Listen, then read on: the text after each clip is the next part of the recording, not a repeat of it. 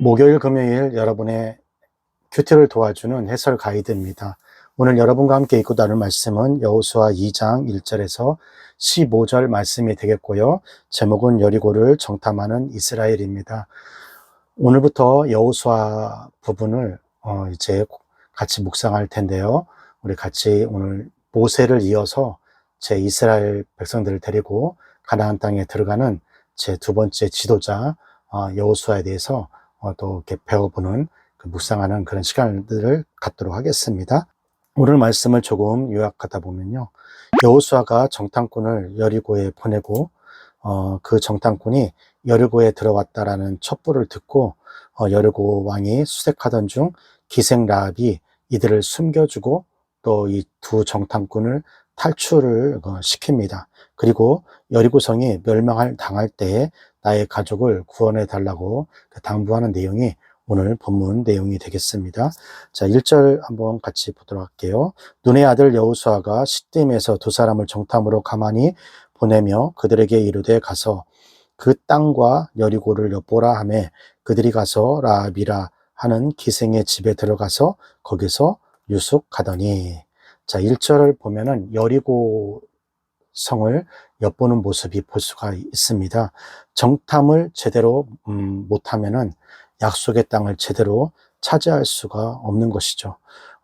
여러분들도 마찬가지예요. 어떤 공부든지 노래를 하든지 아니면 뭐 음악을 하든지 주회를 하든지 모든 일에 이런 정탐이 필요하죠. 이 정탐을 제대로 하지 못하면 그 일에 실패를 하고 마는 거예요. 마찬가지로 큐티도 마찬가지입니다. 내게 주시는 말씀이 무엇인가 잘 살펴보고 정탐해보는 것이 큐티 시간인 것입니다. 하나님이 나한테 주신 사명을 내가 지금 잘 감당하고 있나 하지 못하는가, 이것을 하나님 말씀을 통해서 알아볼 수 있는 것이잖아요. 정탐꾼들은 기생 라합의 집에 들어가 몸을 피하는데요. 당시 기생집에 들어가는 것은 율법으로는 간음죄에 해당하는 것이었습니다. 그럼에도 불구하고 하나님이 주신 사명을 감당하기 위해 이렇게 적진까지도 들어가는 모습을 볼 수가 있고, 또 기생 라합의 집에 들어가면 율법으로 죄를 짓는 것인데도 불구하고 그것을 감당하는 것을 봤을 때 하나님이 주신 사명을 감당하기 위해서는 내가 좀 낮아지고 천하고 내가 자존심이 상하더라도 그것을 감당해야 한다는 것을 볼 수가 있습니다. 자, 2절에서 7절 말씀을 보도록 할게요. 혹이 여리고 왕에게 고하여 가로되 보소서 이 밤에 이스라엘 자손 몇 사람이 땅을 탐지하러 이리로 들어왔나이다. 여리고 왕이 라합에게 기별하여 가로되 내게로 와서 내 집에 들어간 사람들을 끌어내라. 그들은 이 온 땅을 탐지하러 왔느니라. 그 여인이 그 두 사람을 이미 숨긴지라. 가로되 과연 그 사람들이 내게 왔었으나 그들이 어디로서인지 나는 알지 못하였고 그 사람들이 어두워 성문을 닫을 때쯤 되어 나갔으니 어디로 갔는지 알지 못하되 급히 따라가라. 그리하면 그들에게 미치리라 하였으나 실상은 그가 이미 그들을 이끌고 지붕에 올라가서 그 지붕에 버려놓은 3대에 숨겼더라. 그 사람들은 요단길로 나루터까지 따라갔고 그 따르는 자들이 나가자 곧 성문을 닫았더라. 자, 7절까지는 정탐꾼의 그 위기가 되겠습니다. 어떤 사람이 여리고 왕에게 말하여 이르되 보소서 이곳에 정탐꾼이 들어왔다고 고발을 한 것이죠. 그게 이제 집이 기생 라합의 집에 들어갔다는 정보를 알고 왕이 기생 라합에게 그 정탐꾼들을 내놔라 이렇게 얘기한 것이죠. 너무 무섭잖아요. 왕이 그 정도로, 왕이 곧 명령인데 그렇게 직접적으로 자기한테 얘기했다는 것은 기생 라합은 목숨을 걸고 두 정탐꾼을 숨겨준 것입니다. 기생 라합은 거짓말을 하면서 벌써 성문 밖으로 나갔다고 그렇게 얘기를 했죠. 이때 라합이 숨겨주지 않았으면 정탐꾼들은 살지 못했을 것입니다. 죽음을 무릅쓰고 도와준 것이죠. 복음을 전할 때도 마찬가지예요. 함부로 누설하지 않을 때도 있는 것입니다. 그리고 또 복음을 위해서 선의 거짓말도 할 수도 있는 것이죠. 오늘 기생 라합처럼. 그래서 십자가는 지혜이고 지혜는 타이밍이에요. 그러니까 십자가는 지혜인데 하나님을 아는 거예요. 그런데 그 지혜는 타이밍. 내가 어느 순간, 어느 때에 딱 그것을 하는 것이죠. 바로 이 기생 라합이 그 타이밍을 알았다는 것이죠. 그래서 자기 가족을 구원하는 그런 놀라운 일들이 이제 뒤편에 이어지고 있는데요. 여러분들 한번 질문을 한번 해보도록 하겠습니다. 나는 지금 세상 편에 있나요? 아니면 하나님 편에 있나요? 오늘 곰곰이 한번 생각해보는 그런 시간을 가지시기 바랍니다. 8절에서 15절까지 읽도록 하겠습니다. 두 사람이 늦기 전에 라합이 지붕에 올라가서 그들에게 이르되 말하되 여호와께서 이 땅을 너희에게 주신 줄을 내가 아노라. 우리가 너희를 심히 두려워하고 이 땅 백성이 다 너희 앞에 간담이 눕나니 이는 너희가 애굽에서 나올 때에 여호와께서 너희 앞에서 홍해 물을 마르게 하신 일과 너희가 요단 저편에 있는 아모리 사람의 두 왕 시온과 옥에 행한 일, 곧 그들을 전멸시킨 일을 우리가 들었습니다. 우리가 듣자 곧 마음이 녹았고 너희의 연고로 사람이 정신을 잃었나니 너희 하나님 여호와는 상천하지의 하나님이시니라. 그러므로 너 청하노니 내가 너희를 선대하였은즉 너희도 내 아버지 집을 선대하며 나의 부모와 남녀 형제와 부모 무릇 그들에게 있는 모든 자를 살려주어 우리 생명을 죽는 데서 건져내기로 이제 여호와로 맹세하고 내게 진실한 표를 내라. 두 사람이 그에게 이르되 내가 우리의 이 일을 누설치 아니하면 우리의 생명으로 너희를 대신이라도 할 것이요 여호와께서 우리에게 이 땅을 주실 때에는 인자하고 진실하게 너를 대우하리라. 15절 라합이 그들을 창에서 줄로 달아 내리오니 그 집이 성벽 위에 있으므로 그가 성벽 위에 거하였음이니라. 자, 15절까지는 기생 라합 가족만 구원을 받는 그런 모습이 나와 있어요. 여리고 전쟁은 어느 누구도 살아남을 수 없는 전쟁이었고 이 기생 라합은 자기가 나라가 멸망할 것을, 여리고성이 멸망할 것을 알았던 것이죠.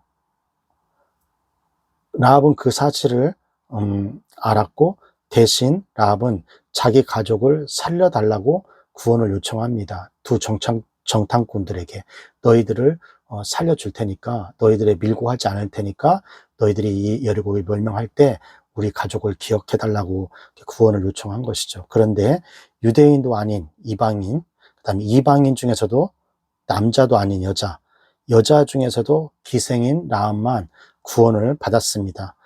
대충 교회 나온다고 구원 받는 것이 아니에요. 우리 부모님이 교회 열심히 다니니까 우리 집은 구원 받겠지, 이런 것도 아닙니다. 내 식구가 목사, 장로, 권사, 집사 열심히 하는 사람이라고 해서 나도 같이 구원을 받는 그런 거 아니라는 것이죠. 여리고에서 구원받은 집은 라합 집뿐이 없었습니다. 라합은 나중에 예수님의 조상이 됩니다. 마태복음에 보면 정말 가족의 구원을 원한다면 기생 라합처럼 생명을 내놓는 적용이 있어야 한다고 목사님 생각합니다. 기생 라합은 히브리서에 아브라함, 이삭, 야곱, 그 다음에 라합에 이렇게 아브라함의 족보에 찬란하게 이름이 올라가는 것을 볼 수가 있습니다. 여호수아는 마태복음 1장의 족보에 올라가지도 못했거든요. 그러나 기생 라합은 그 족보에 올라갔습니다. 가족의 구원의 안타까움과 애통한 마음이 우리에겐 있어야 할 것 같아요.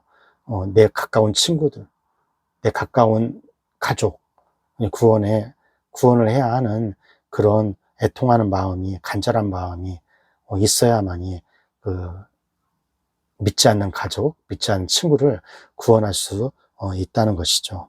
15절 라합이 그들에게 창에서 줄로 달아드리오니 그 집이 성벽 위에 있으므로 그가 성벽 위에 거하였습니다.